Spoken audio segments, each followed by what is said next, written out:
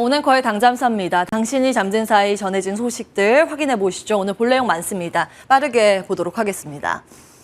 자, 이번 주 정말 미국의 자산 시장에서 올 여름 가장 핫한 일주일을 보내게 됐습니다. 여러 가지 예의주시해야 할 것들이 발표가 쏟아질 예정인데요. FOMC 금리 결정 앞두고 있습니다. 이미 자이언트 스텝 75bp 인상 가능성에 초점이 맞춰져 있기 때문에 100bp 인상이 나오지 않는 한 시장의 충격은 제한적일 것이라고 보여지는데요. 사실 이 부분보다는 파월 의장이 기자회견에서 어떤 이야기를 하게 될지가 더욱더 중요해 보입니다. 특히 만약에 이제 9월 이후에 이 긴축의 속도, 시장의 물가가 잡히는 걸 보고 완화시킬 수 있다라는 이런 뉘앙스만 풍겨도 시장은 환호할 가능성이 남아 있습니다. 이 내용 체크를 해보시기 바라겠고요. 그리고 이 부분도 굉장히 중요합니다. 미국의 2분기 GDP 속보치 발표 예정입니다. 미국은 3번에 걸쳐서 GDP를 발표하는데 첫 번째 수치가 이제 공개가 됩니다. 예상치가 양극으로 갈려 있습니다. GDP 나우에서 산출한 쪽은 마이너스 1.6% 예상을 하고 있는데요. 지금 월스트리트 저널 평균치는 0.3% 플러스 전망을 하고 있습니다. 1분기에 GDP가 마이너스 나왔기 때문에 이번에도 마이너스가 나오면 구조적인 마이너스가 아니더라도 기술적인 경기 침체에 해당되기 때문에 시장은 무엇보다 주목을 할 것으로 보입니다. 그리고 CPI라는 물가 지수보다 연준이 더욱더 크게 신뢰하는 쪽은 PC인데 이 발표도 이번 주 앞두고 있습니다. 자, 내용 이어서 보시면 일단 이러한 빅 이벤트를 앞두고 대기 모드, 우려감 상당한 상황인데 여기에 러시아가 고민거리를 하나 더 투척했습니다. 노드스트림을 또 유지보수한다는 명목으로 27일부터 가스 공급량 원래 한 40% 주기로 했었는데 절반으로 뚝 잘라서 20% 공급하겠다고 발표를 했죠. 보시면 이쪽이 이제 야말이고 우크라이나 쪽이고 이제 노드스트림이 이쪽입니다. 러시아에서 독일로 가스를 공급하는 관인데요. 이쪽이 이제 원활치 않다 보니 유럽의 천연가스가 또 천정부지로 치솟고 있는 상황입니다. 당연히 유가 상승을 촉발하면서 에너지 섹터의 강세를 이끄는 내용인데요. 전체적으로 시장 투자 심리에는 부담인 요소입니다. 자, 하나하나 조금 더 자세히 들여다보겠습니다. 내일부터는 미국의 어닝 시즌에 슈퍼 위크라고 할 수 있습니다. 이번 주에 S&P 500기업 중에서 175개 기업의 실적 발표가 압도적으로 몰려 있는데요. 3분의 1의 기업이 이번 주에 다 발표를 합니다. 중요한 부분을 이렇게 형광펜으로 쳐놨습니다. 마이크로소프트, 구글 내일 실적 발표 앞두고 있고요. 전사면 페이스북, 메타의 실적, 애플, 아마존, 엑슨모빌, 쉐브론 등의 기업들 실적 발표를 앞두고 있습니다. 굉장히 중요한 포인트고 이에 따라서 특히 이후의 가이던스에 따라서 시장 반응이 갈릴 것으로 보입니다. 지수와 함께 그 관련 데이터들 한번 보실까요?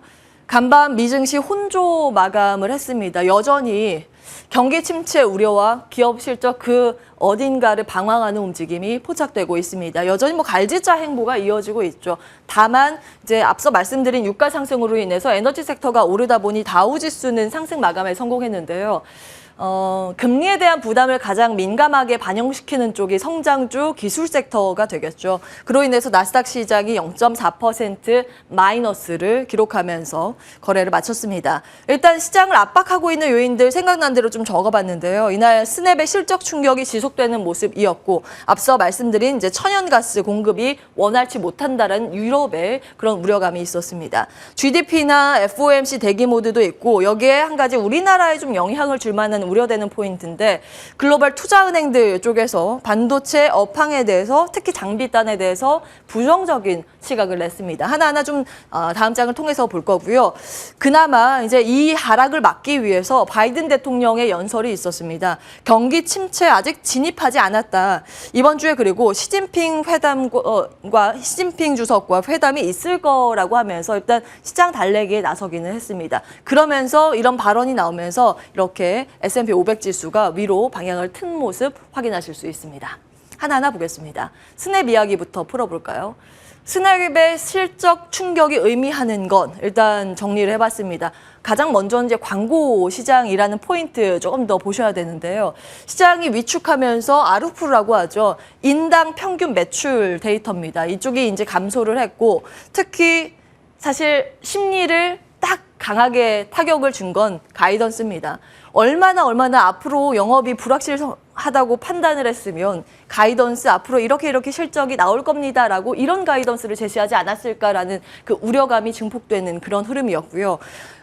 이 영향으로 어제 뭐 보셨겠습니다만 스냅은 한 40% 가까이 폭락하는 모습이었고 소셜미디어와 같이 밀리는 모습이었습니다.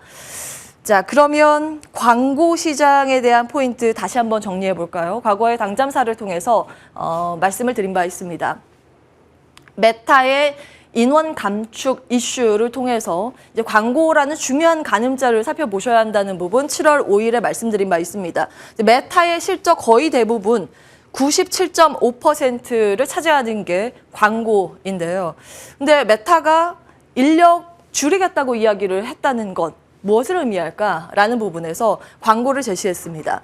회사의 입장에서 경기가 안 좋아지면 가장 먼저 줄일 수 있는 게 광고 파트이기 때문에 회사 광고 지출 규모를 계속 따져보셔야 한다. 이게 경기의 가늠자라는 부분 체크해드린 바 있습니다. 다음 보시죠. 여기에 지금 시간 외 거래에서 급락하고 있는 월마트 이야기를 추가할까 합니다. 수익 전망 하향 조정이 나왔는데요. 일단 이번 실적도 실망스럽긴 했습니다만 연간 가이던스를 크게 줄였습니다.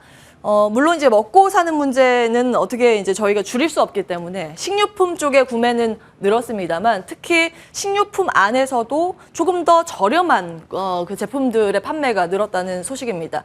그리고 고마진 품목의 소비가 크게 줄기 때문에 전체 이익단으로 봤을 때는 마이너스권, 그러니까 줄었다라는 부분이 포착이 됐고요. 결국에 이것은 인플레이션이 소비에 영향을 주고 있다는 쪽으로 시장은 해석하기 시작하고 있습니다. 이 소비의 우려 그리고 경기 둔화 가능성으로 해석할 수 있기 때문에 지금 시간 외거래에서 월마트 10% 가까이 빠지는 모습도 눈에 띄지만 이제 유통과 소비 맞물린 기업들의 주가 방향도 계속 예의주시하셔야겠습니다. 장중의 흐름 체크를 해봤더니 의류주의 낙폭이 좀 두드러졌는데요. 소비가 줄어들 거라는 우려감이 이쪽에도 반영이 되고 있다고 보시면 되겠습니다. 다음 화면 보시죠. 결국 시장이 걱정하는 건 이거겠죠. 경기 침체가 되면 우리 소비자들의 지갑을 닫게 되고 그렇다면 기업들의 실적이 안 좋게 나올 거고 그러면 기업들이 허리띠를 졸라매는 과정에서 고용을 줄이게 되겠죠. 그리고 우리가 고용이 되지 않으면 다시 소비자들은 물건을 구매할 수 있는 여력이 떨어지기 때문에 다시 소비자들의 지갑이 닫히게 되면서 경기 침체, 이 악순환의 고리가 연결되고 있다는 것입니다. 중간중간에 물가, 원자재 급등, 이 전쟁 리스크가 같이 이제 껴있다라는 부분 참고해 보시면 되겠습니다. 그러나 언제나 나쁠 수만은 없는 법, 그 반대의 지표들도 계속 나오고 있는데요. 일단 GDP 이야기를 먼저 해보겠습니다. GDP 발표를 앞두고 백악관도 성명을 통해서 이 같은 이야기를 했습니다. 옐런 장관이 한 이야기를 좀 아래에 기입을 해봤는데요. 지금 2분기 연속 역성장이 나온다 하더라도 그게 경기 침체를 의미하는 건 아니다. 이렇게 선을 그었습니다. 경기 둔화, 뭐 사실 나오고 있는 것이지만 지금 노동시장이 탄탄하기 때문이다. 이 노동시장을 근거로 들었습니다. 그래서 이것을 역으로 보자면 이번에 발표되는 2분기 GDP 마이너스도 나올 수 있겠구나. 이렇게 해석되는 분위기이긴 합니다. 오랜만에 루비니 교수가 블룸버그 통신 보도를 통해서 전해지는 내용인데 이제 인터뷰를 갖고 안 좋은 이야기를 웬만한 거 다 쏟아내고 갔더라고요. 짧은 경기 침체는 망상이다. 짧고 완만한 경기 침체 그런 건 있을 수가 없다. 이런 이야기를 했습니다. 그리고 금리 인상과 부채 부담으로 경기 침체가 올 것이라는 이야기를 했습니다. 역시 미국 대표적인 비관론자 닥터 둠 같은 이야기이죠. 다음 보겠습니다. 그러나 펀드 매니저는 그 이후 미래를 바라보는 듯 싶습니다. 뱅크 오브 아메리카의 설문조사 내용인데요. 펀드 매니저는 내년 기대감을 가지고 있는 것으로 드러났습니다. 위쪽에 이제 인플레이션 기대에 대한 예측치인데 이게 살짝 꺾여 있는 부분을 확인하실 수가 있고요. 아래 좀 굵은 라인이 금리 인상에 대한 관측치인데 보시면 내년 정도가 되면 금리 인상에 대한 하락 기대가 나오고 있다는 점 참고해 보실 수 있겠습니다. 언제나 나쁠 수만은 없지. 2탄 다음 화면으로 준비를 해봤습니다.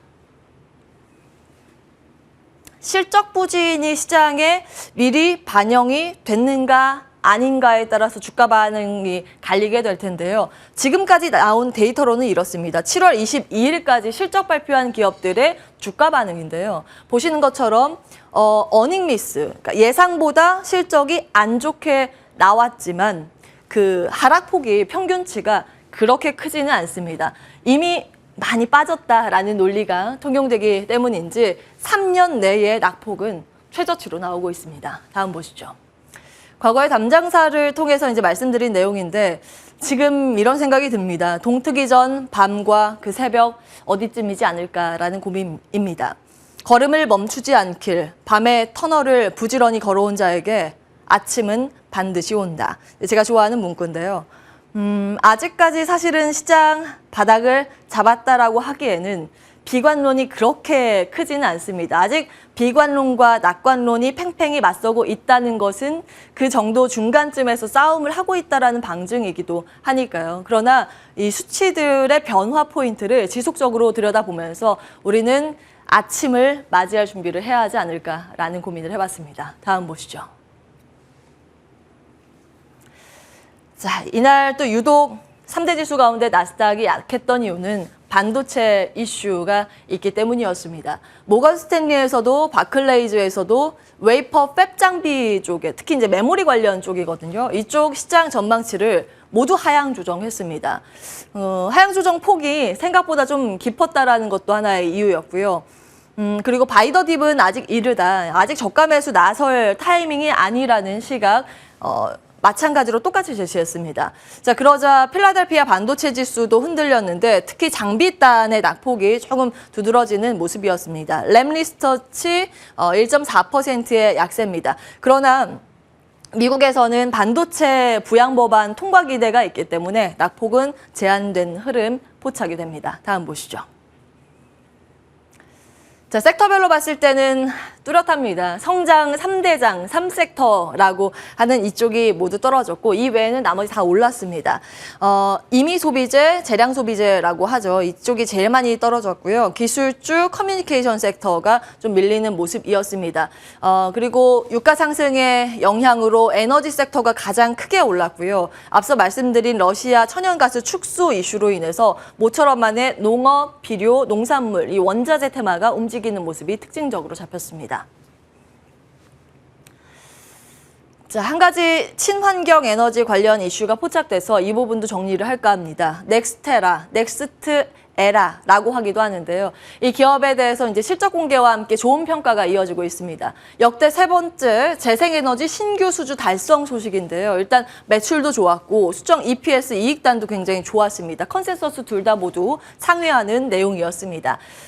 이 기업은 세계 1위 신재생 에너지 사업자이면서 미국의 최대 유틸리티 지주사이기도 합니다. 지금 바이든 정부 BBB 법안 통과가 지연되고 있지만 여전히 중간중간에 발표되고 있는 태양광 패널 관세 지원 정책 등의 발표는 긍정적으로 포착이 되고 있다는 분석인데요. 간밤 태양광 테마의 상승률 기입을 해봤습니다. 이제 신재생 에너지단 쭉 돌려봤는데 풍력은 빠졌습니다만 이 원전 관련 우라늄 테마의 상승세가 더욱더 두드러져서 다음 내용으로 정리를 해보고자 합니다. 예, 7월 21일 당잠사에서 말씀을 드린 내용인데요. 뉴스케일 파워라는 이제 소형 모듈 원전 관련 테마주 SMR 관련 기업인데 이쪽에 신고가가 연일 나오고 있습니다. 2% 추가 상승하면서 역사적 신고가 갈아치우고 있는 모습인데요. 국내에서 원전 테마주의 반응 함께 체크를 해보셔야겠습니다. 자, 우리나라 시장 내에서 이제 두 가지 포인트가 있어서 마지막으로 정리를 해보겠습니다. 실적은 역시나 자동차가 나오고 있습니다. 부품단 좀 아쉽긴 한데 완성차 쪽에 최고 실적이 찍히고 있고 연간 가이던스 전망도 긍정적으로 나오고 있습니다. 그리고 일정사항으로 봤을 때 이번 주 일정 방산 일정이 있다라는 점 포착이 돼서 정리를 해봤는데요. 27일 예정입니다. 정부와 폴란드 현지 방산 수출 MOU 체결 소식인데 이 일정은 현지 사정에 따라서 조정될 여지는 있다고는 전해집니다. 조금 전에 한 언론사의 단독 보도 내용이 좀 있는데요. 이제 관련된 부분이라서 정리를 해봤습니다. 단독이기 때문에 후속 보도 내용은 체크가 필요해 보입니다. 이제 안보실에서 폴란드 수출을 위해서 방산업체 6개사를 소집했다는 소식이 전해졌고요. 여기에 해당되는 기업 정리를 해봤습니다. 참고해 보시죠. 오늘 거의 당잠사였습니다.